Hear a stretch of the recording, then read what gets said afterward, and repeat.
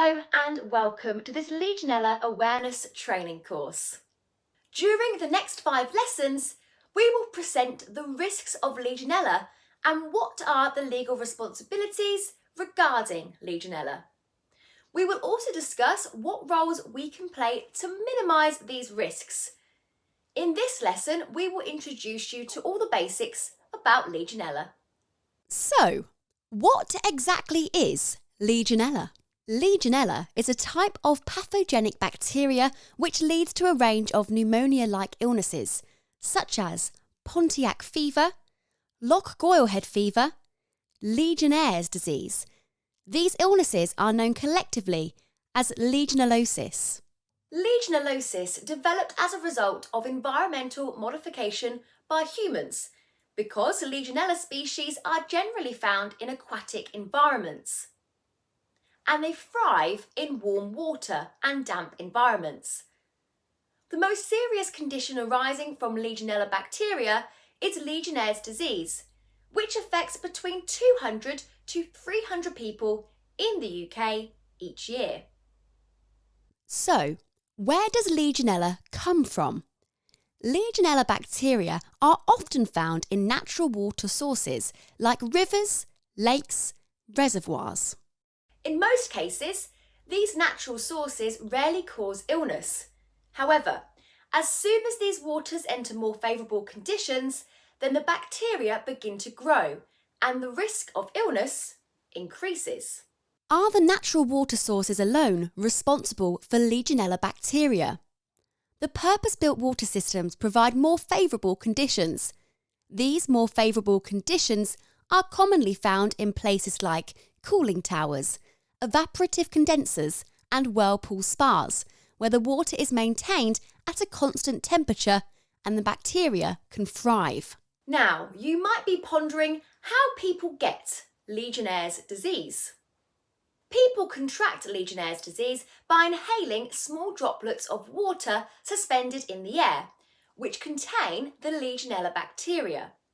These droplets are known as aerosols. There are certain conditions which increase the chances of Legionella bacteria being present. These include higher chances of Legionella bacteria being present if the water temperature is between 20 degrees Celsius to 45 degrees Celsius. The aerosols are dispersed into the air. Water is stored and recirculated. There is a source of nutrients for the bacteria in the water, such as rust, sludge or other organic matter. Legionnaire's disease causes a serious case of pneumonia. This can affect anyone. However, certain people are at greater risk than others. So, now the question is, who is most at risk? People over 45 years of age, smokers and heavy drinkers, people suffering from chronic respiratory, kidney, lung or heart disease, people with diabetes, anyone with an impaired immune system. Legionnaire's disease often has similar symptoms to flu. The initial phase is often indicated by the presence of headaches or muscular pain, which are then followed by symptoms of Legionnaire's disease: high temperatures, severe muscle pain, chills, tiredness, confusion. There could also be a persistent cough, shortness of breath or chest pains if the infection moves to the lungs. Other symptoms include diarrhea, feeling or being sick, loss of appetite. Legionnaire's disease doesn't spread from person to person as it isn't contagious.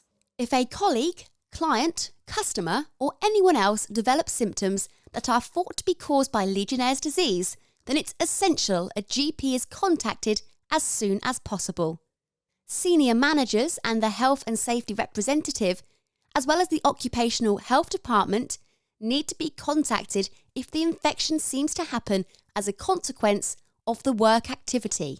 A blood or urine test is usually conducted to see whether the illness is Legionnaire's disease or not.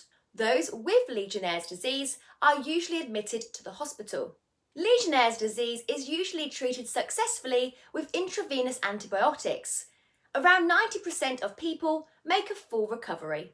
The most common antibiotic used to treat Legionnaire's disease is erythromycin. The treatment often lasts between 1 to 3 weeks. If the patient is having trouble breathing due to the pneumonia-like symptoms of Legionnaire's disease, oxygen may be given to aid the lungs. And here we come at the end of the very first lesson of the Legionella Awareness Training course. In the next lesson, we will discuss the legal responsibilities of a business to safeguard its employees from Legionella. See you soon!